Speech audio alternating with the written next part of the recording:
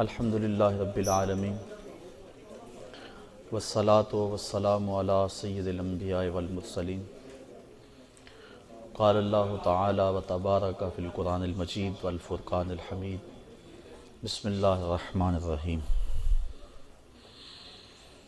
الذین یؤمنون بالغیب ویقیمون الصلاة ومما رزقناہم ینفقون والذین یؤمنون بما انزل الیک وما انزل من قبلک وبالآخرۃ ہم یوقنون صدق اللہ مولانا العظیم وصدق رسولہ النبی الکریم الرؤوف الرحیم اللہم نور قلوبنا بالقرآن وزین اخلاقنا بالقرآن وادخلنا الجنۃ بالقرآن ونجنا من النار بالقرآن قال اللہ تعالی وتبارک فی شان حبیبہ مخبرا وآمرا ان اللہ وملائکتہ یصلون علی النبی یا ایہا الذین آمنوا صلوا علیہ وسلموا تسلیما الصلاۃ والسلام علیکم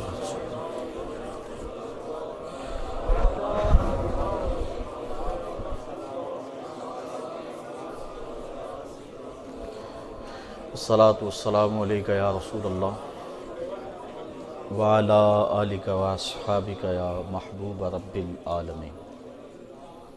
تمام حمد و ثنا، تعریف و توصیف اللہ جل مجدہ الکریم کی ذات پاک کے لیے، جو خالق کائنات بھی ہے اور مالک شش جہات بھی۔ اللہ جل وعلا کی حمد و ثنا کے بعد حضور نبی اکرم، شفیع امم، رسول محتشم، نبی مکرم، اللہ کے پیارے، امت کے سہارے، رب کے محبوب، دانائے غیوب، مالک رقاب امم، فخر عرب و عجم، والی کون و مکان، سیاہ لا مکان، سید انس و جاں، سرور لالا رخاں، نیر تاباں، سرنشین مہوشاں، ماہ خوباں، شہنشاہ حسینہ، تتمہ دوراں، سر خیل زہرہ جمالاں، جلوائے صبح ازل، نور ذات لم یزل، باعث تکوین عالم، فخر آدم و بنی آدم، نیر بطحا، رازدار ما اوہا، شاہد ما طغا، صاحب علم نشرہ، معصوم آمنہ احمد مجتبیٰ، حضرت محمد مصطفیٰ صلی اللہ علیہ وسلم کے حضور ناز میں اپنی عقیدتوں، ارادتوں اور محبتوں کا خراج پیش کرنے کے بعد، واجب الاحترام، ذوی الاحتشام برادران اسلام، السلام علیکم ورحمۃ اللہ وبرکاتہ۔ قرآن مجید متقیوں کے لیے سراپا ہدایت ہے۔ متقی کون ہیں؟ اللہ تعالیٰ جل شانہ نے قرآن مجید کے اندر متقین کی صفات بیان فرمائیں۔ ان کی خوبی تو یہ ہے، الذین یؤمنون بالغیب، وہ بن دیکھے مانتے ہیں۔ دوسری خوبی، وَيُقِيمُونَ الصَّلَاةَ، نماز قائم کرتے ہیں۔ ان دونوں پر مفصل گفتگو پچھلے دروس میں آپ سماعت کر چکے ہیں۔ متقیوں کی تیسری خوبی، وَمِمَّا رَزَقْنَاهُمْ يُنْفِقُونَ، ہم نے جو ان کو عطا کیا وہ اس سے خرچ کرتے ہیں۔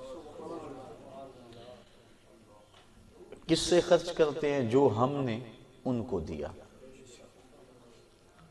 مالک کی کیسی کرم نوازی، خود دے کر، عطا کر کے پھر کہتا ہے مجھے قرض دے دو،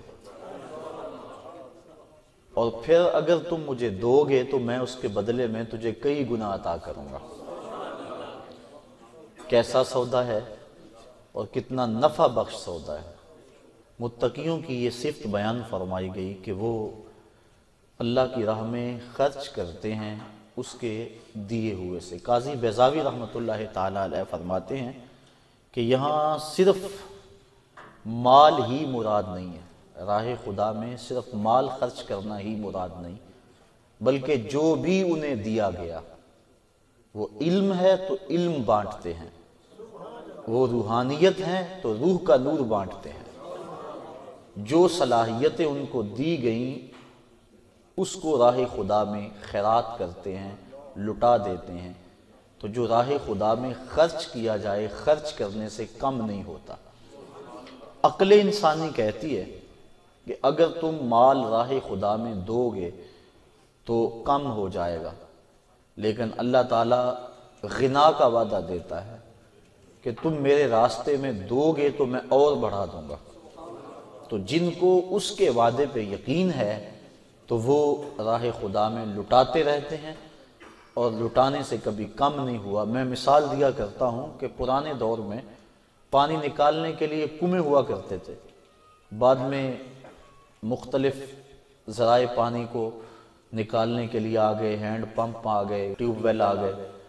اب وہ جو پرانے کنویں تھے ان کو کسی نے بند نہیں کیا، لیکن آج اگر کہیں جا کے کوئی کنواں پرانا موجود ہو کسی بستی میں، آپ جا کے دیکھ لیں، ایک تو ان کا پانی بہت گہرا ہے، دوسرا اگر نکالو گے تو متعفن اور بدبودار ہے۔ اس کو کسی نے بند نہیں کیا تو وہ خود بخود پانی رک کیوں گیا اور خود وہ متعفن اور بدبودار کیوں ہو گیا؟ تو جب کنواں اپنا فیض باہر دیتا تھا نیچے سے سوتے پھوٹتے تھے، جتنا باہر دیتا تھا اللہ روز اسے عطا کرتا تھا، اور جب اس نے باہر دینا چھوڑ دیا تو اس کو جو ملتا تھا وہ بھی بند ہو گیا، اس کے سوتے خشک ہو گئے، اب نہ اس میں تازگی رہی، نہ ٹھنڈک رہی، نہ برودت رہی، اور نہ اس کے اندر وہ پاکی رہی۔ تو اگر راہ خدا کے اندر دیتے رہو گے اللہ تمہیں عطا کرتا رہے گا، اور اگر ہاتھ روک لو گے تو پھر وہ جو مال رکا ہوا ہے، جس طرح کنویں کا رکا ہوا پانی متعفن اور بدبودار ہو جاتا ہے تو یہ مال وبال بن جاتا ہے، اور قیامت کے دن مختلف صورتوں کے اندر ظاہر ہوگا۔ سانپ کی صورت کے اندر بندے کو ڈسے گا اور کہے گا آنا کنزوں کا آنا مالوں کا، میں تیرا خزانہ ہوں، میں تیرا مال ہوں، جس کو تو سنبھال کے رکھا کرتا تھا۔ تو کتنے خوش نصیب وہ ہیں جو اپنے مال کو راہ خدا میں غریبوں پر، مسکینوں پر، بیواؤں اور یتیموں پر، دکھیوں اور بیماروں پر، مساجد پر، مدارس دینیہ پر، رفع عامہ کے کاموں پر، اپنے دکھی بہن بھائیوں کی مدد کے لیے اپنے مال کو خرچ کرتا ہے۔ اللہ تعالیٰ جل شانہ نے اس کے لیے کتنی برکتیں اور رحمتیں رکھی ہیں، اور جب دیا ہوا ہی اسی کا ہے، اپنا تو کچھ تھا ہی نہیں۔ حضرت ابو دہدا رضی اللہ تعالیٰ عنہ ایک صحابی، جب یہ آیت کریمہ نازل ہوئی کہ من ذا الذی یقرض اللہ قرضا حسنا، کون ہے جو اللہ کو قرض حسنا دے، تو وہ حضور کی خدمت میں حاضر ہوئے۔ عرض کی حضور کیا اللہ نے واقعی ہم سے قرض مانگا ہے؟ فرمایا ہاں اللہ نے ہم سے قرض مانگا ہے۔ تو انہوں نے حضور کا ہاتھ پکڑا اور ایک سمت لے کر چل دیے۔ آگے ایک باغ تھا جس میں کھجوروں کے 600 درخت تھے، وہ حضرت ابو دہدا کی ملک تھا، اور اس کے اندر ہی ان کی رہائش تھی، کل اثاثہ اور سرمایہ ان کا وہی باغ تھا۔ تو پھر پوچھا حضور کیا اللہ نے واقعی ہم سے قرض مانگا ہے؟ حضور نے فرمایا ہاں اللہ نے ہم سے قرض مانگا ہے۔ کہا پھر آپ گواہ بن جائیے سودے کے، یہ باغ میں نے اللہ کو قرضے میں دے دیا، اور اب اس باغ کے اندر داخل نہیں ہو رہے بلکہ باہر کنارے پہ کھڑے ہو کے اپنے بچوں کو اور اپنی بیوی کو آواز دیتے ہیں یا امت دہدا، اے دہدا کی امی، بچوں کو لے کر جلدی باہر آ جاؤ، یہ باغ اب ہمارا نہیں رہا، میں نے اللہ کو دے دیا۔ اب وہ پاک باز خاتون، اس کا جذبہ دیکھیے، اس نے جلدی جلدی سامان سمیٹا، جلدی جلدی بچوں کو لیا اور باغ سے باہر آ رہی ہے۔ یہ نہیں کہتی کہ ابو دہدا تم نے کیا کیا، یہی تو ہمارا کل سرمایہ تھا، اب کہاں جائیں گے، بلکہ اس کے لبوں کے اوپر یہ لفظ تھے رابحہ بیعک یا ابا دہدا، رابحہ بیعک یا ابا دہدا، دہدا کے ابو تو نے بڑا نفع والا سودا کر لیا ہے، تو نے بڑا نفع والا سودا کر لیا ہے۔ تو یہ اہل تقوی کی صفت ہے کہ وہ راہ خدا میں خرچ کرتے ہیں، اور راہ خدا میں خرچ کر کے اگر خوشی ہو تو یہ علامت ہے تقوی کی۔ بعض وقت مجبوراً خرچ کرنا پڑ بھی جاتا ہے، ریا کے لیے، نمائش کے لیے، لیکن وہ جو اللہ کی راہ میں خرچ کرتے ہیں محض اللہ کی رضا کے لیے، اور جب اللہ کی رضا کے لیے خرچ کیا جائے تو پھر قلب کو فرحت ملتی ہے، اور خصوصاً جب انسان پوشیدگی سے خرچ کرتا ہے۔ یہ بات ذہن میں رکھیں، راہ خدا میں پوشیدگی سے خرچ کرنے کا بھی حکم ہے اور اعلانیہ خرچ کرنے کا بھی حکم ہے۔ لیکن جہاں کسی شخص کی عزت نفس کا سوال ہو وہاں خفیہ خرچ کرنا اعلانیہ خرچ کرنے سے کئی درجے فضیلت رکھتا ہے، اور جہاں ترغیب مقصود ہو وہاں اعلانیہ خرچ کرنا زیادہ فضیلت رکھتا ہے۔ مثال کے طور پہ کسی ادارے کے لیے، مسجد کے لیے، یا کسی ایسے شخص کے لیے جس کا نام سامنے نہ ہو، اگر فنڈ مانگا جائے اور ہزاروں لوگ بیٹھے ہوں تو ایک بندہ اس نیت سے کہ میں دوں گا اور مجھے دیکھ کر دوسرے بھی ترغیباً دیں گے، تو پھر اس کی نیت ریا کی نہیں ہے، اس کی نیت لوگوں کو ترغیب کی ہے۔ اور حضور علیہ السلام نے غزوے کے لیے، ایک جہاد کے لیے فنڈ مانگا تو ایک صاحب اٹھے اور انہوں نے حضور کی بارگاہ میں اپنی استطاعت کے مطابق مال پیش کیا۔ جب وہ اٹھے تو ان کے دیکھا دیکھی کافی لوگ اٹھے، انہوں نے مال پیش کیا۔ اس موقع پہ حضور نے ارشاد فرمایا، من سنّا فی الاسلام سنتاً حسنہ، جس نے اسلام میں اچھا طریقہ رائج کیا تو اس کو اس کا ثواب ملے گا، اور جو اس کو دیکھ کے عمل کرتے ہیں ان کا ثواب بھی ان کو ملنے کے ساتھ ساتھ اس کے نامہ مال میں بھی درج کر دیا جائے گا۔ تو اگر یہ مقصد ہو، لیکن یہاں کسی کی ذات کا مسئلہ ہو، محلے میں کوئی غریب ہے، بیوہ ہے، یتیم ہے، تو اگر ان کو اعلانیہ دیا تو پھر ان کی عزت نفس مجروح ہوگی، اس لیے وہاں حکم یہ ہے کہ وہاں خفیہ دیا جائے۔ آج کل تو رواج بن گیا ہے نا کہ کسی کو عید کے موقع پہ آٹے کا ایک پیکٹ بھی دینا ہوتا ہے تو اخبار نویسوں کو بلایا جاتا ہے، فوٹوگرافر کو، کہ ہماری تصویر کھینچو اخبار پہ لگے کہ ہم غریب کو دے رہے ہیں۔ غریب کی غربت کا اشتہار لگایا جاتا ہے۔ اللہ کے محبوب علیہ السلام ارشاد فرماتے ہیں 7 اشخاص ایسے ہیں قیامت کے دن جب کوئی سایہ نہیں ہوگا اللہ انہیں اپنے عرش کا ٹھنڈا سایہ نصیب فرمائے گا۔ ان میں سے ایک شخص فرمایا رجل تصدق بصدقۃ فاخفاها حتى لا تعلم شماله ما تنفق يمينه، کہ جس آدمی نے صدقہ کیا اور ایسے خفیہ انداز میں کیا کہ دائیں نے خرچ کیا بائیں ہاتھ کو خبر نہ ہو سکی۔ فرمایا قیامت کے دن جب دھوپ کڑک رہی ہوگی اور کسی کو کوئی سایہ نہیں ملے گا، ان 7 اشخاص میں سے ایک یہ شخص بھی ہے جس کو اللہ اپنے عرش کا ٹھنڈا سایہ نصیب فرمائے گا۔ تو خفیہ کسی کی اعانت کرنا ایک تو ریا کا شائبہ ختم ہو جاتا ہے، اور ویسے بھی ریاکاری کو شرک اصغر کہا گیا ہے۔ اللہ تعالیٰ قیامت کے دن ریاکار جب اپنے عمل کو پیش کریں گے، مالک میں نے فلاں عمل کیا، تو اللہ ارشاد فرمائے گا تم نے میرے لیے تو کیا ہی نہیں تھا، تم نے تو لوگوں کے دکھاوے کے لیے کیا تھا، ان سے داد لینے کے لیے کیا تھا، وہ تجھے مل گئی، جس لیے کیا تھا وہ تجھے حاصل ہو گیا، اب میرے پاس تیرا اجر تو نہیں ہے۔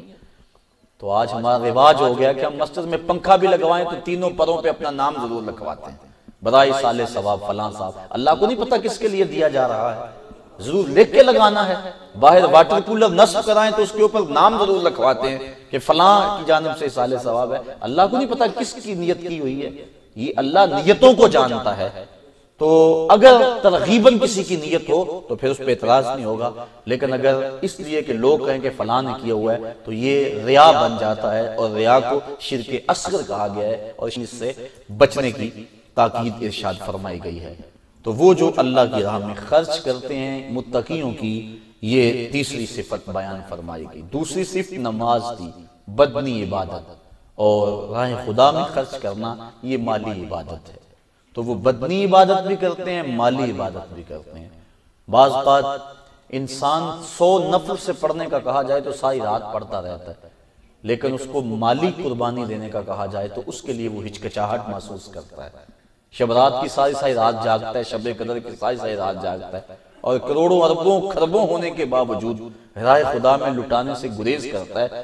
محبت زر اس کے سینے میں پیدا ہو چکی ہوتی ہے۔ تو یہ جو قربانی ہے مال کی، یہ بھی انسان کے نفس کے اوپر شاک ہے، اس لیے تقوی اسے نصیب تب ہوگا جب اس کے سینے میں حب دنیا، حب دولت نہیں ہوگی۔ حضرت امام ابو نعیم الاصفہانی 4 صدی کے مجدد بھی ہیں اور محدث بھی، وہ تو بڑا سخت فتویٰ دیتے ہیں، فرماتے ہیں من نظر الی الدنیا نظر الحب اخرج اللہ تعالی من قلبہ نور الیقین والزہد، جس نے دنیا کو محبت کی نظر سے دیکھا اللہ اس کے دل سے زہد اور تقوی کے نور کو کھینچ لیتا ہے۔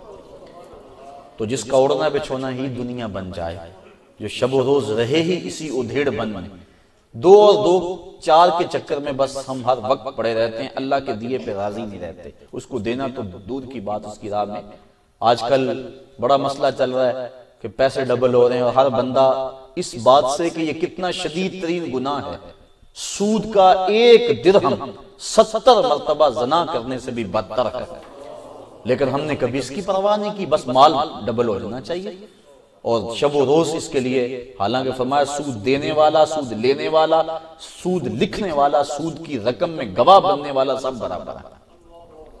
تو آج جس طرح سے ہم دولت کی خواہش کے اندر پگھل رہے ہیں اور شب و روز ایک کیا ہوا ہے، اور ہمیں یہ یاد ہی نہیں ہے کہ ہم نے اللہ کے حضور بھی پیش ہونا ہے، تو پھر راہ خدا میں دینے کا جذبہ کیسے پیدا ہوگا؟ حضرت اقبال کہتے ہیں دولت کی جو محبت ہے زکوٰۃ اس کو تلف کر دیتی ہے، اس کو جلا کے خاکستر کر دیتی ہے۔ راہ خدا میں جو دینے کی ترغیب ہے، اس سے جو محبت ہوتی ہے دولت کی دل میں پیدا ہونے لگتی ہے، اس میں کمی آتی ہے اور وہ ختم ہوتی ہے۔ اس لیے تقویٰ تبھی نصیب ہوگا کہ جب انسان راہ خدا میں خرچ کرے گا، اور اگر وہ جوڑ جوڑ کے رکھے گا تو یہ توکل کے خلاف ہے۔ بزرگ فرماتے ہیں کہ مال را طمع مکن، مال کی طمع نہ کرنا، بس اس کے لکھے پہ راضی رہو، طمع نہ کرنا، اور اگر تمہیں ملے تو پھر اس کو منع نہ کرنا، اور اگر لے لو تو پھر اس کو جمع نہ کرنا، نہ طمع کرنا، نہ منع کرنا، نہ جمع کرنا۔ اور دیکھیے اللہ کی توفیق سے ہی آسودگیاں ملتی ہیں۔ قارون کے پاس کتنا سرمایہ تھا، لیکن آج وہ زمین میں دھنستا چلا جا رہا ہے۔ اس لیے دعا بارگاہ عزتی میں مانگا کرو کہ اللہ دولت عثمان عطا کرے، دولت قارون سے محفوظ رکھے۔ اس دور کے مسئلے تو ہیں، آج تو جس کے پاس پیسہ نہیں معاشرہ اسے عزت کی نظر سے نہیں دیکھتا۔ یہ جس دور سے ہم گزر رہے ہیں، اگر کسی کی بیٹیاں جوان ہیں گھر میں، خوبصورت ہیں، خوبصیرت ہیں، با کردار ہیں، پڑھی لکھی ہیں، لیکن دولت نہیں ہے، تو اس کا رشتہ قبول کرنے کے لیے کوئی تیار نہیں ہے۔ یہ ہمارے معاشرے کا دکھ ہے، یہ ہمارے معاشرے کے وہ رشتے ہوئے زخم ہیں جو میں آپ کے سامنے رکھ رہا ہوں۔ آج معیار دولت بن گئی ہوئی ہے، انسانیت کیا ہے، انسانی شرف کیا ہے، اس سے ہمیں غرض نہیں ہے۔ اس لیے دوڑ لگی ہوئی ہے، تو جب عزت ملتی یہاں سے ہے، پیر صاحب بھی دولت سے راضی ہوتے ہیں، مولوی صاحب بھی دولت سے راضی ہوں گے، اولاد بھی دولت سے راضی، بیوی بھی دولت سے راضی، ہر شے دولت سے ہی حاصل ہوتی ہے، تو پھر دوڑ لگ گئی اور اچھے برے کی تمیز ختم ہو گئی، اور دولت ہی معیار شرافت قرار پایا۔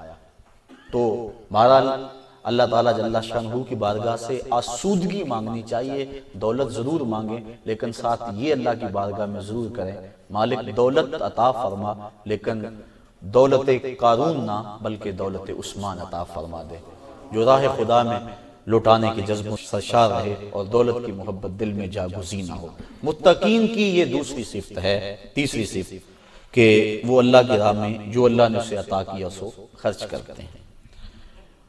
وَالَّذِينَ يُؤْمِنُونَ بِمَا أُنزِلَ إِلَيْكَ وَمَا أُنزِلَ مِن قَبْلِكَ، اور اے حبیب جو آپ پر نازل ہوا اس پر بھی اور آپ سے قبل جو نازل ہوا اس پر بھی ایمان لاتے ہیں۔ پھر دیکھیں مانتے ہیں ایک صفت ان کی ہے، دوسری صفت ان کی ہے نماز قائم کرتے ہیں، اور تیسری صفت ان کی اللہ کے دیے ہوئے سے خرچ کرتے ہیں، اور چوتھی صفت والذین یؤمنون بما انزل الیک، آپ پر جو بھی نازل کیا گیا، یہاں صرف قرآن نہیں کہا گیا بلکہ جو بھی نازل کیا گیا وہ وحی خفی ہے یا وحی جلی ہے، وحی مطلوب ہے یا غیر مطلوب ہے، وہ قرآن ہے یا حدیث ہے۔ حضور نے ارشاد فرمایا کہ قرب قیامت میں لوگ کہیں گے، نسائی شریف کی روایت ہے کہ حلال وہی ہے جو اللہ نے حلال کیا، حرام وہی ہے جو اللہ نے حرام کیا۔ فرمایا انما اوتیت القرآن ومثلہ معہ، مجھے قرآن بھی دیا گیا اور قرآن جتنے اور علم بھی میرے سینے میں رکھے گئے، اور جس کو میں حرام قرار دے دوں وہ اللہ تعالیٰ کا حرام قرار دیا ہوا ہے، اور جس کو میں حلال قرار دے دوں وہ ایسی ہے جس طرح اللہ نے حلال قرار دیا۔ اس لیے صرف قرآن مجید پہ ایمان کی تاکید نہیں ہے، اور متقیوں کی صفات بیان کرتے ہوئے یہ نہیں کہا کہ وہ قرآن کو مانتے ہیں، کہا اے حبیب آپ کی زبان سے جو بھی نکلا، جو بھی آپ پہ نازل ہوا، سب کو مانتے ہیں، تیری زبان کے ایک ایک لفظ پہ یقین رکھتے ہیں۔ اور آقا کریم علیہ السلام نے ارشاد فرمایا میری زبان سے حق کے علاوہ کچھ نہیں نکلتا۔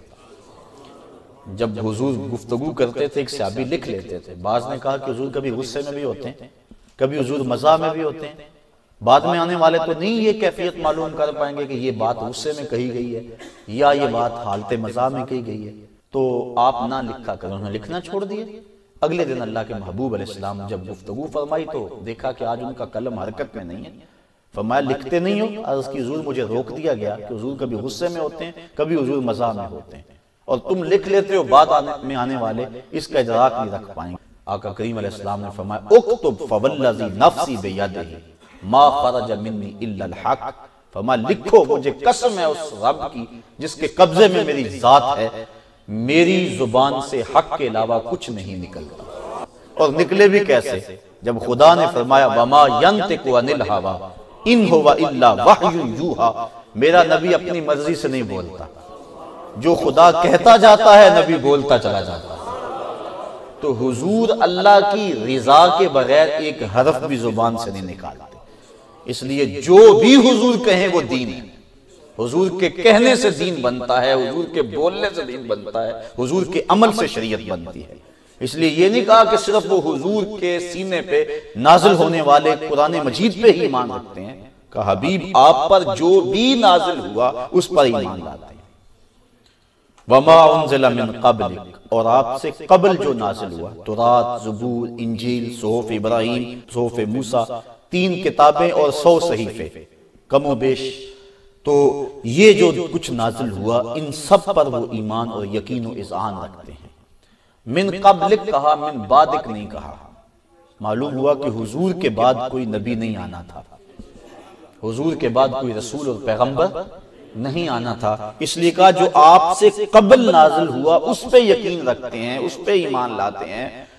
اور بعدک نہیں کہا تو حضور کی ختم نبوت پر یہ بہت بڑی دلیل ہے کہ اللہ تعالیٰ نے کہا وہ متقی وہ ہیں جو آپ پر جو نازل ہوا اس پر ایمان لاتے ہیں، اور آپ سے قبل جو نازل ہوا اس پر ایمان لاتے ہیں۔ حضور سے قبل جتنی بھی کتابیں نازل ہوئیں ہمارا یقین ہے وہ اللہ کی سچی کتابیں ہیں، تورات، زبور اور انجیل اور باقی صحیفے۔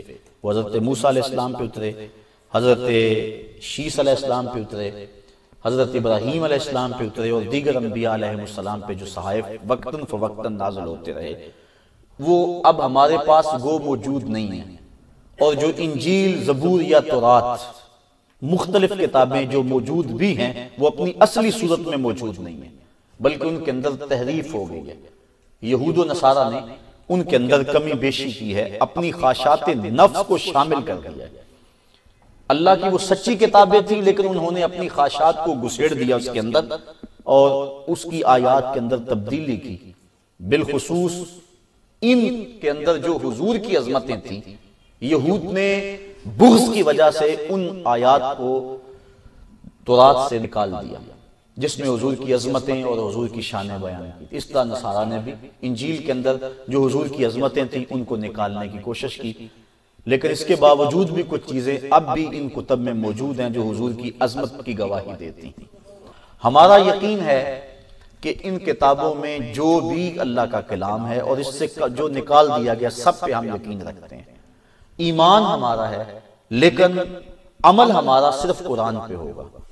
ہمارے لیے اسلام ما قبل جملہ دیان کا ناسخ اور قرآن جملہ کتب کا ناسخ، اس لیے ان کو سچا ماننے کے باوجود ہمارا عمل قرآن مجید پہ ہوگا۔ جس طرح باقی جتنے بھی اللہ کے نبی ہیں ہم سب کو اللہ کا سچا نبی مانتے ہیں، بلکہ علماء نے یہاں تک تاکید فرمائی کہ یہ نہ کہو کہ 1,24,000 بلکہ 1,24,000 کے ساتھ کم و بیش کا لفظ ضرور استعمال کر لو۔ کیوں کہ یہ تو پکی اور قطعی بات نہیں ہے کہ 24,000 ہے۔ اگر 24,000 سے کم ہیں تو کچھ ایسے لوگ کہ جو نبی نہیں تھے، غیر نبی تھے، ان کی نبوت کا اقرار کیا، یہ بھی کفر۔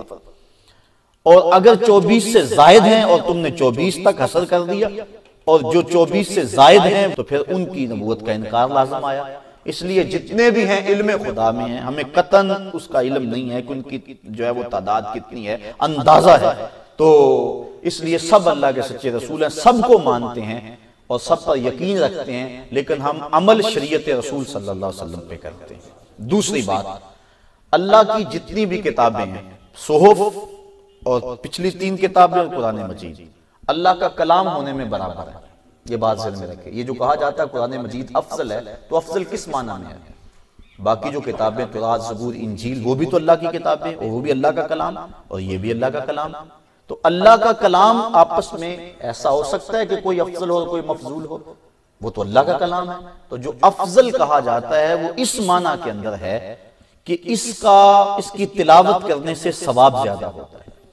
ورنہ اللہ تعالیٰ کا کلام نفس کلام ہونے میں سارا برابر ہے، وہ قرآن مجید میں ہو یا دیگر پچھلی کتابوں کے اندر، چونکہ کلام تو اس کا ہے لہٰذا اس میں فرق نہیں ہوگا. نفس کلام میں وہ برابر ہے، لیکن ثواب زیادہ ہوتا ہے. اس اعتبار سے ہم کہتے ہیں کہ یہ قرآن مجید افضل ہے. جس طرح قرآن مجید کی بعض صورتوں سے افضل کہا جاتا ہے. سورہ یاسین کو فضیلت والی سورت کہا جاتا ہے.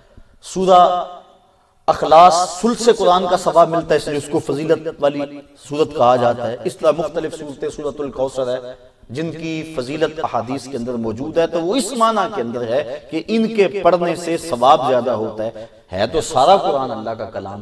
اسی طرح ساری کتابیں اللہ کا کلام، لیکن فضیلت جو ہے وہ قرآن مجید کو اس معنی کے اندر ہے کہ اس کی تلاوت کرنے سے وہ زیادہ ثواب نصیب ہوتا ہے. نفس کلام ہونے میں ساری کتابیں اللہ کی برابر ہیں اور ہم اس بات پہ یقین رکھتے ہیں.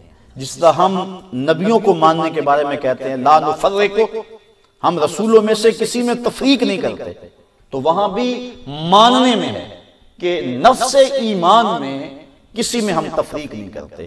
یعنی جس طرح حضور کو اللہ کا نبی مانتے ہیں، اس سے قبل جتنے بھی نبی ہوئے ہیں ان کو ماننے کا یقین بھی ایسے ہی ہے جس طرح حضور کو ماننے کا یقین ہے. یعنی اس میں ادنا بھی فرق نہیں ہے کہ کسی کو کم مانتے ہوں یا کسی کو زیادہ مانتے ہوں. ماننے میں ہم تفریق نہیں کرتے.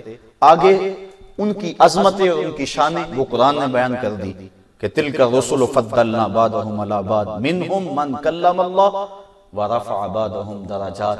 اللہ اکبر. کہا کہ یہ رسول ہم نے ایک دوسرے پہ فضیلت دی. کچھ تو ایسے ہیں کہ جن سے اللہ نے کلام کیا اور کچھ ایسے ہیں جو فضیلتوں میں سب سے آگے بڑھ گئے.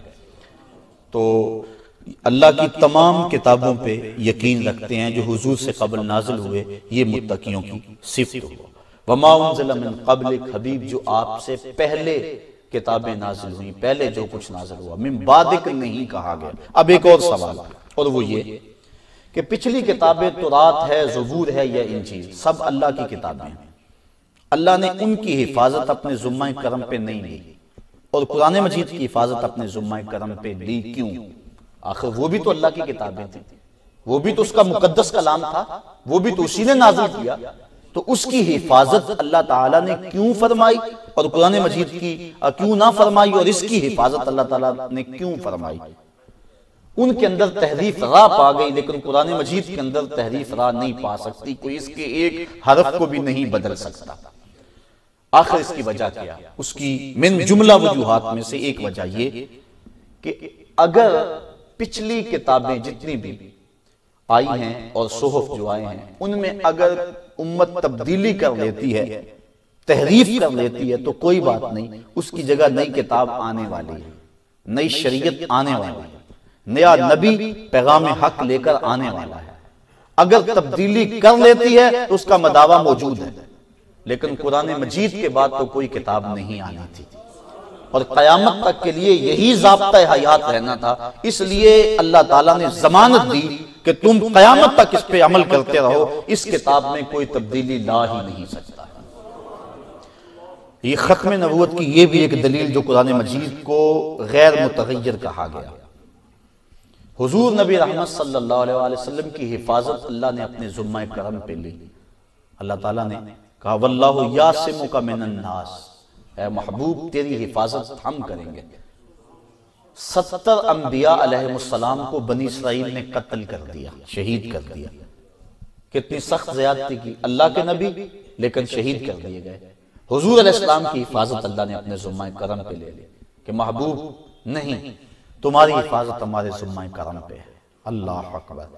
اور پھر جس کی حفاظت اللہ کے ذمہ کرم پہ ہو، فانوس بن کے جس کی حفاظت ہوا کرے، وہ شمع کیا بجھے جسے روشن خدا کرے. تو کیسے اس چراغ کو بجھایا جا سکتا ہے؟ تو پچھلے انبیاء علیہ السلام کی حفاظت کا اس طرح ذمہ اللہ تعالیٰ نے کیوں نہ لیا اور حضور کا کیوں لیا؟ اس کی بھی یہی وجہ ختم نبوت کی دلیل ہے کہ پہلے انبیاء علیہ السلام اللہ کے دین کی تکمیل کے لیے اور دین کی تبلیغ کے لیے آئے تھے، اور اگر کوئی نبی شہید ہو جاتا ہے تو اس کی جگہ دوسرا نبی آ کے اس مشن کو آگے بڑھائے گا۔ اب حضور کے بعد تو کوئی نبی آنے والا نہیں ہے، اس لیے اللہ نے اپنے محبوب کی حفاظت، جس طرح قرآن کی حفاظت اپنے ذمہ کرم پہ لی، اپنے محبوب کی حفاظت بھی اپنے ذمہ کرم پہ لی کہ اے محبوب آندھیاں چلیں، طوفان آئیں، جو مرضی ہو، تیرا کوئی بال بھی بیکا نہیں کر سکتا، اس لیے کہ تجھ سے دین کی تکمیل ہونی ہے اور میری توحید کا غلغلہ اور چرچا ہونا ہے پوری کائنات کے اندر، اس لیے میں تیری حفاظت اپنے ذمہ کرم پہ لیتا ہوں۔ یہاں ایک اور حساس مسئلہ عرض کر کے آج کی گفتگو کو ختم کرنا چاہوں گا، چونکہ یہ بات ختم نبوت پہ آ گئی ہے اور یہ ساری باتیں آپ سمجھ رہے ہیں، اور یہ بات آخری عرض کر کے میں آپ سے اجازت چاہوں گا۔ اللہ تعالیٰ کے محبوب حضور نبی رحمت صلی اللہ علیہ وسلم نے 40 سال تک اعلان نبوت نہیں کیا، اس کے بعد حضور نے اعلان نبوت کیا۔ حضور سے قبل جو انبیاء علیہ السلام آئے، حضرت عیسیٰ علیہ السلام نے آغوش مادر میں کہہ دیا انی عبد اللہ آتانی الکتاب وجعلنی نبیہ، میں اللہ کا بندہ ہوں، اللہ نے مجھ کو کتاب بھی دی ہے اور نبی بنا کر مبعوث کیا ہے۔ تو ماں کی آغوش میں کہہ رہے ہیں حضرت عیسیٰ علیہ السلام، اور حضرت عیسیٰ علیہ السلام کے بارے میں ہمارا عقیدہ کیا ہے کہ آپ آسمان کی طرف اٹھا لیے گئے ہیں، آپ وما قتلوہ وما صلبوہ، نہ سولی چڑھائے گئے اور نہ قتل کیے گئے، قرآن نے بتایا، بلکہ اللہ تعالیٰ نے آسمان پہ اٹھا لیا۔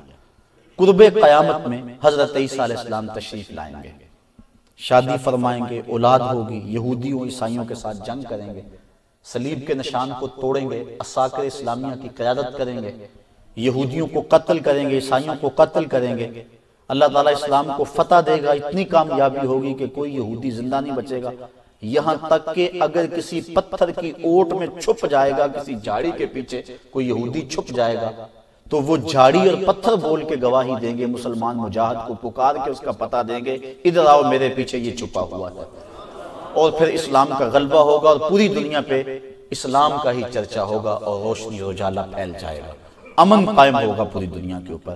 تبھی حضرت عیسیٰ علیہ السلام کا انتقال ہوگا، اور پھر حضور علیہ السلام کے گنبد خضرا میں حضور کے قدموں کی جانب خالی قبر موجود ہے جو حضرت عیسیٰ علیہ السلام کے لیے مخصوص ہے، حضور کے قدموں میں دفن ہوں گے۔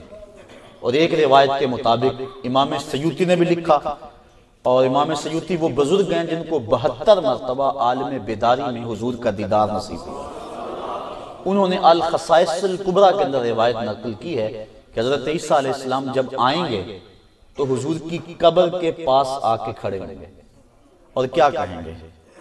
آ کے پھر حضور کو ندا دیں گے اور حضور کو پکاریں گے، یا محمد کہیں گے۔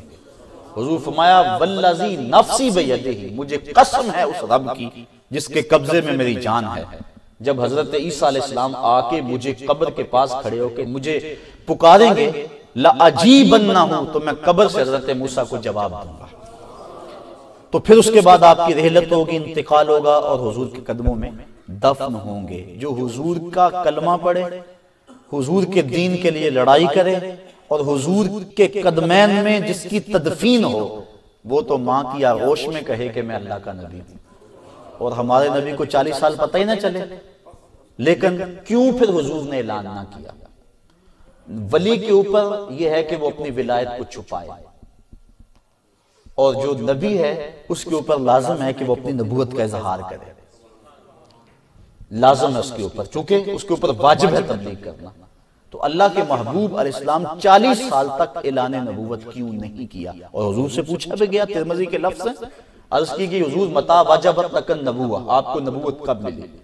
فرمایا کنت نبیا وآدم بین الطین والماء، میں اس وقت بھی نبی تھا جب آدم علیہ السلام مٹی اور پانی کے درمیان تھے۔ اور ایک حدیث کے لفظ ہیں کنت نبیا وآدم بین الروح والجسد، جب وہ جسم روح کے مابین تھے اس وقت مجھے نبوت دی گئی۔ اور تیسری حدیث کے لفظ ہیں کنت نبیم و آدم لمنجلد فی طینتہ، میں اس وقت بھی نبی تھا جب ان کا خمیر ابھی تیار ہو رہا تھا۔ اب فرمایا میں اس وقت بھی نبی تھا لیکن اظہار کیوں نہیں ہوا؟ تو آپ کی توجہ چاہوں گا، نقطہ بڑا اہم ہے اور یہ بڑا اہم سوال ہے، اور اس بات پر بڑی گفتگو ہوتی ہے اور بڑی ابحاث ہوتی ہیں کہ 40 سال بعد نبوت ملی۔ تو ایک بات اگر غور سے آپ سن لیں تو میرا خیال ہے اس اشکال کا دفیہ ہو جائے گا۔ اللہ نے نبیوں کو اپنی توحید کے دعوے کو منوانے کے لیے مبعوث کیا۔ ہر نبی کا یہی مقصد ہے کہ وہ اللہ کی توحید کو منوائے اور اللہ کی بندگی کی طرف لوگوں کو بلائے اور لوگوں کا سر مالک کی چوکھٹ پہ جھکائے۔ ہر نبی کا مقصد حیات، بنیادی مقصد یہ ہے۔ ہمارے بنیادی عقائد جو ہیں وہ 3 ہیں: عقیدہ توحید، عقیدہ رسالت اور عقیدہ آخرت۔ تو پہلا عقیدہ جو ہے وہ عقیدہ توحید ہے۔ اللہ کی ذات کو منوانا یہ ہر نبی کا مقصد اولا رہا ہے۔ اب اللہ کا ہر نبی اس کے لیے محنت کرتا رہا، قوم نے انکار کیا۔ دیکھیے تھوڑی سی اس کو کھول لیتے ہیں بات کو تاکہ اچھی طرح سمجھ میں آ جائے۔ ایک چیز سامنے موجود ہے، اس کو منوانے کے لیے دلیل کی ضرورت نہیں ہے۔ یہ مائک پڑا ہوا ہے، میں نے یہ منوانی ہے بات، میں آپ کو کہوں گا سامنے بات ختم۔ اس کے لیے مجھے دلائل کی ضرورت نہیں ہے۔ دلائل اس چیز کے لیے دیے جاتے ہیں وہ جو آنکھوں کے سامنے نہ ہو، اس کے لیے دلائل دیے جاتے ہیں۔ وہ دلائل جو دیے جاتے ہیں وہ 2 طرح کے ہوتے ہیں: دلائل عقلی اور شہادت۔ یعنی کسی چیز کو منوانے کے لیے 2 طرح کے دلائل درکار ہوتے ہیں، یا عقلی دلائل دیے جاتے ہیں یا گواہی پیش کی جاتی ہے۔ مثال کے طور پہ میں کہوں کہ بعض سڑک پہ آگ کا الاؤ روشن ہے، تو اس کے لیے عقلی دلائل کیا ہوگی کہ یہ دیکھو دھواں آ رہا ہے، یہ دیکھو تپش ہے ماحول میں، اس طرح کے دلائل دوں گا، یہ ہیں عقلی دلائل۔ اور گواہی کیا ہے کہ میں کسی شخص کو یہاں بھیجوں اور وہ دیکھ کر آئے، وہ گواہی دے، اس کی گواہی پہ آپ اس بات کو مان لیں، اس چیز کو جو نظروں سے اوجھل ہے۔ اللہ تعالیٰ کی ذات کو منوانا مقصود تھا، عقلی دلائل بے شمار ہیں۔ امام شافعی سے کسی نے پوچھا نا کہ اللہ کے ہونے کی دلیل کیا، تو آپ شتوت کے درخت نیچے بیٹھ کے پڑھ رہے تھے، فرمایا یہی شتوت کا درخت۔ اس نے کہا یہ کیا بات ہوئی، جو سامنے چیز آئی اس کو دلیل کہہ دیا، کہا دیکھو شتوت کا درخت ہے، اس کی جڑ کا رنگ اور ہے، چھال کا رنگ اور ہے، پتوں کا رنگ اور ہے، پھل کچا ہو تو رنگ اور ہے، پک جائے تو رنگ اور ہے، پھر اس کا ذائقہ بھی یوں دیکھ لیجئے، اور پھر اسی پتے کو اگر بکری کھائے تو دودھ دیتی ہے، گدھا کھائے تو لید کرتا ہے، شہد کی مکھی چوسے تو شہد دیتی ہے، اور ریشم کا کیڑا چاٹے تو ریشم بنتا ہے۔ میٹیریل ایک ہے، نتائج کئی ہیں۔ کہا دیکھو یہ اللہ کے ہونے پہ دلیل نہیں ہے تو اور کیا ہے؟ کائنات کی ایک ایک چیز، یہ الگ مضمون ہے، الگ مضمون ہے کہ اللہ تعالیٰ پتا پتا تیری ذات کا پتہ دیتا ہے۔ کائنات کی ایک ایک چیز ہم اپنے آفاق اور انفس میں دیکھیں، اندر جھانک کر کے دیکھیں، اپنا نشان انگوٹھا دیکھ لیں، ہم پوری دنیا پہ اربوں انسان بستے ہیں لیکن کسی ایک کی بھی لکیریں نہیں ملتی ہیں۔ کیسا اللہ تعالیٰ نے سسٹم بنایا، اور بہت کچھ ہے، اگر ہم اس پہ بحث کرنے لگیں تو عقل مانتی ہے کوئی ہے، عقل فیصلہ دیتی ہے، حکیم گوئٹے اور حکیم نیٹ سے۔ علامہ اقبال نے ان کے بارے میں بڑی بحث کی ہے، ان کے ضائع ہونے کا انہیں دکھ بھی ہوا، ایسے ماحول میں پیدا ہوئے جو خدا کا انکار کرتا ہے، یہ ماحول، لیکن انہوں نے سوچنا شروع کر دیا کسی نبی رسول پیغمبر تک نہیں پہنچے گی، اپنی عقل سے اس بل بوتے پہ پہنچے، اور پیدا ہوئے ماں انکار کرتی ہے کہ اللہ موجود نہیں ہے، سکول گئے استاد انکار کرتا ہے، شادی ہوئی بیوی انکار کرتی ہے، بچے انکار کرتے ہیں، سارے کہتے ہیں اللہ موجود ہو ہی نہیں سکتا، خود بہت ہر شے ماض وجود میں آ گئی ہے۔ اس نے سوچنا شروع کر دیا کہ جب سارے انکار کرتے ہیں ایک ذات کا، کہیں وہ ذات موجود ہی نہ ہو، اور پھر اس نے عقل کے بل بوتے پہ فیصلہ کیا اور اس ماحول میں بغاوت کا اعلان کیا، تم سارے جس خدا کا انکار کرتے ہو میں اکیلا اس کا اقرار کرتا ہوں۔ تو اقبال نے اسی لیے کہا تھا نا قلب مومن دماغش کافرست۔ تو یہ فطرت ہے انسان کی، دلائل بہت سارے ہیں، کسی چیز کو منوانے کے لیے عقلی دلائل ضرورت ہے۔ میں کہوں کہ باہر آگ جل رہی ہے، مثال میں نے آپ کو دی، ایک طریقہ یہ میں کو یہ دھواں آ رہا ہے، یہ تپش ہے، یہ دلائل ہے، یہ ہے عقلی دلائل۔ اللہ تعالیٰ کی ذات کے لیے عقلی دلائل بہت سارے ہیں، ہر سمت اس کی ذات کے دلیلیں پھیلی ہوئی ہیں، لیکن عقل سے کسی کو خدا ہی مان لیں، اس کے لیے قانون شہادت ہے، گواہی کا قانون۔ اس کی مثال میں آپ کو دینا چاہوں کہ باہر ایک چیز ہے جو آپ نے نہیں دیکھی، میں منوانا چاہتا ہوں۔ میں ایک شخص کو بھیجتا ہوں کہ جاؤ دیکھ کر آؤ باہر آگ جل رہی ہے، وہ جائے اور دیکھ کر آئے، اور میں اس کی گواہی آپ کے سامنے رکھوں، آپ کا اگر ماننے کا پروگرام نہ ہو تو آپ کہیں کہ ہم اسے نہیں مانتے۔ جب گواہ کا انکار کر دیں تو پھر میں نے جو اس سے گواہی دلوانی تھی، گواہی کا پیسے اقرار کیسے ہوگا، کس طرح بات ثابت ہوگی؟ میں پھر دوسرے آدمی کو بھیجوں، تیسرے آدمی کو بھیجوں، چوتھے آدمی کو بھیجوں، 10-20 آدمی بھیجوں، باری باری وہ آ کے گواہی دیں، آپ سب کا انکار کر دیں، تو میرے پاس کیا حل رہ جائے گا کہ میں اس بات کو منوانا ہے؟ میں ایسا کروں گا کہ اس بات کو چھوڑ دوں گا کہ آپ ماننے کو تیار نہیں۔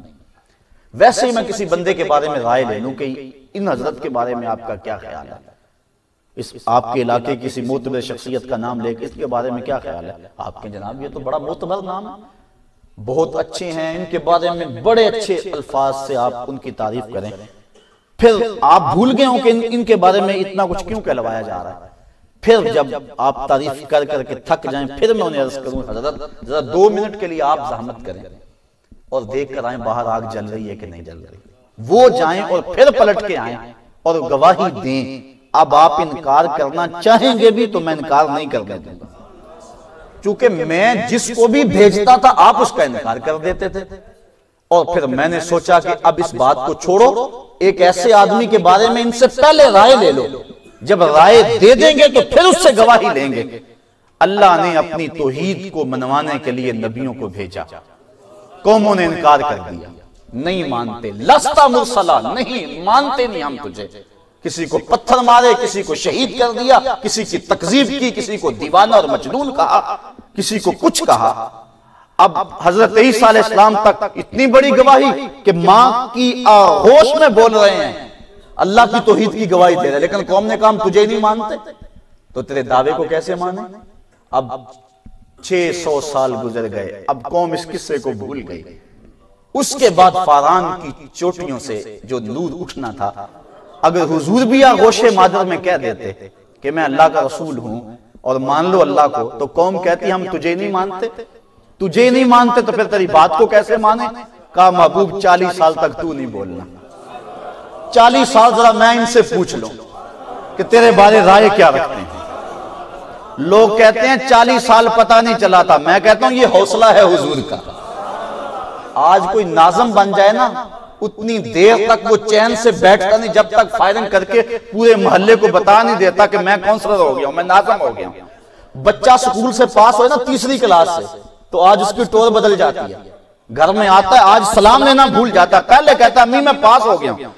اتنا بھی اس سے برداشت نہیں ہوتا، انسان کو جو عزت ملے وہ جلدی جلدی لوگوں تک پہنچا دینا چاہتا ہے۔ میں سلام نہ پیش کروں محمد عربی کے حوصلے کو، سر پہ ختم نبوت کا تاج سجا ہے، 40 سال بولتے ہی نہیں۔ اگر وہ بھی پہلے دن بول دیتے تو قوم کہتی ہم تجھے مانتے نہیں۔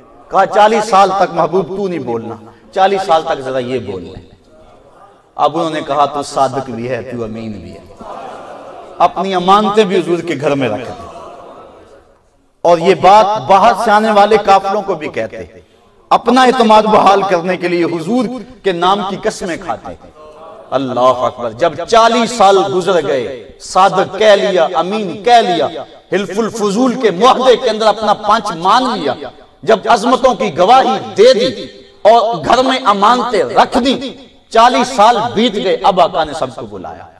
کہا اگر میں کہوں، حضور ایک اونچی جگہ پہ کھڑے ہو گئے اور فرمایا کہ میں کہوں کہ پہاڑ کی اس جانب سے ایک لشکر آ رہا ہے اور وہ تمہیں کچل دے گا، میری بات کو مانو گے؟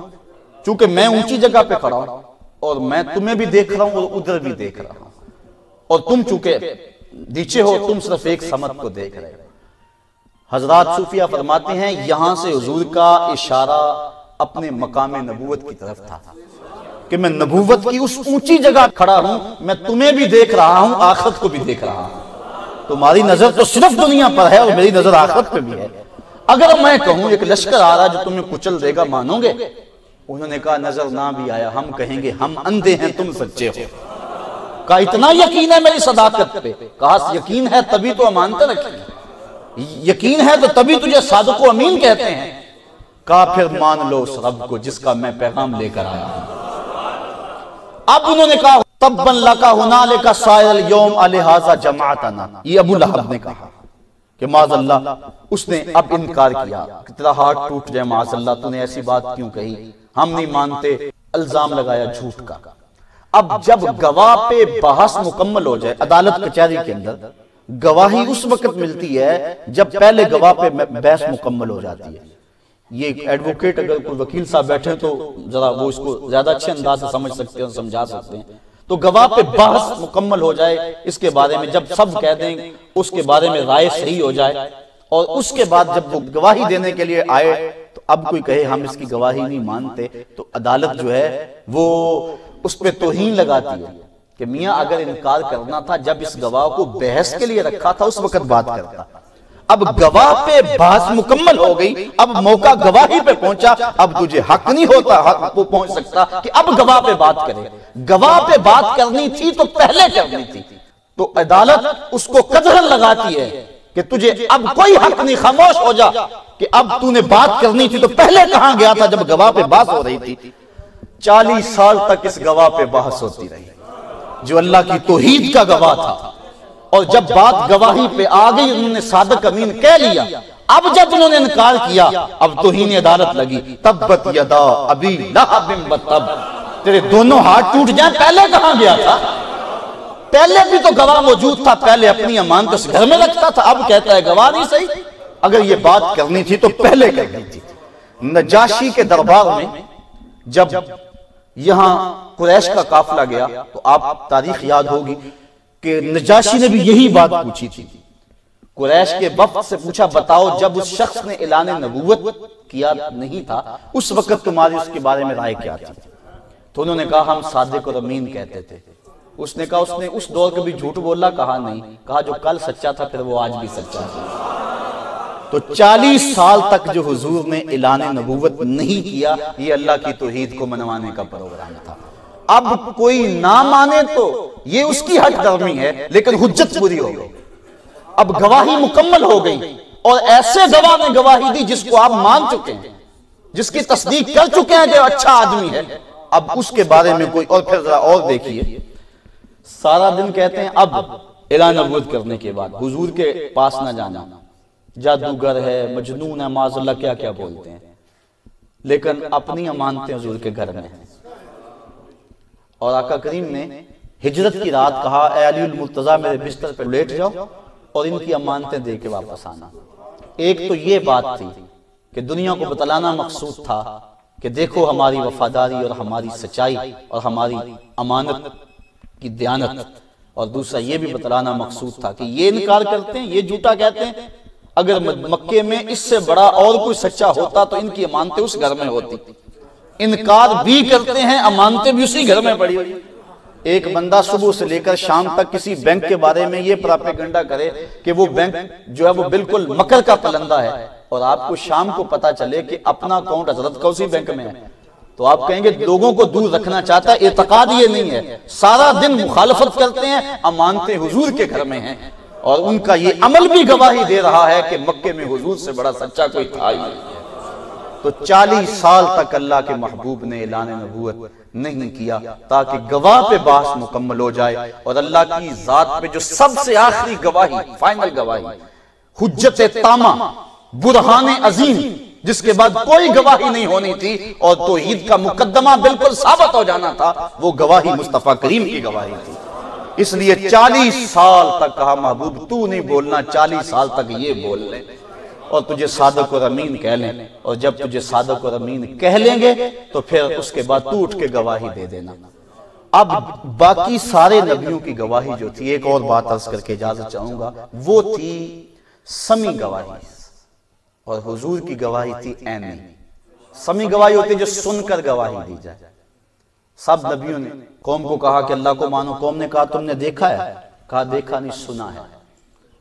پھر پوچھا گیا، کہا دیکھا نہیں سنا ہے۔ حضور سے پوچھا کہ تم جس رب کی گواہی دیتے ہو اس کو دیکھا ہے؟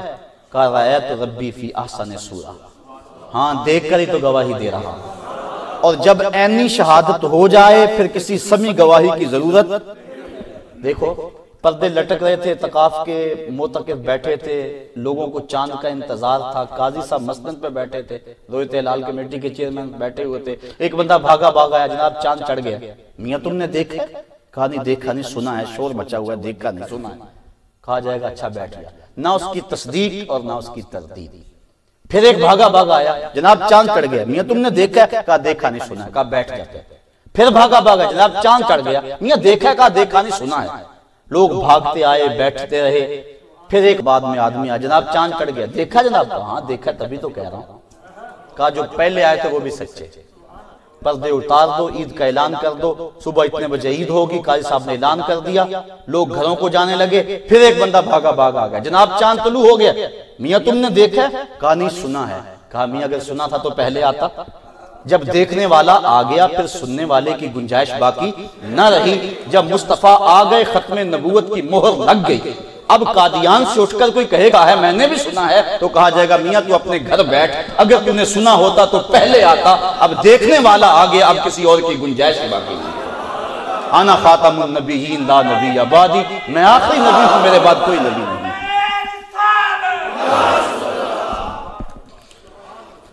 تو اللہ تعالیٰ اپنی رحمتوں کے حصار میں رکھے۔ تو کہا اس پر بھی ایمان لاتے ہیں جو آپ پہ نازل ہوا، اور آپ سے قبل جو نازل ہوا اس پر بھی ایمان لاتے ہیں۔ وَبِالْآخِرَةِ هُمْ يُوقِنُونَ، اور آخرت پر بھی وہی یقین رکھتے ہیں۔ یہ الگ مضمون ہے، چونکہ میں نے عرض کیا ہمارے تین بنیادی عقائد ہیں، توحید، رسالت اور عقیدہ آخرت۔ تو یہ انتہائی اہم اور حساس موضوع ہے۔ میں چاہوں گا کہ اگلے درس قرآن میں اس عنوان سے کچھ آپ کی گوش گزار کروں، آپ وقت پہ تشریف لائیے گا تاکہ پورا مضمون جو ہے وہ آپ تک منتقل کیا جا سکے۔ اللہ مجھے آپ کو اپنی رحمتوں کے حصار میں رکھے۔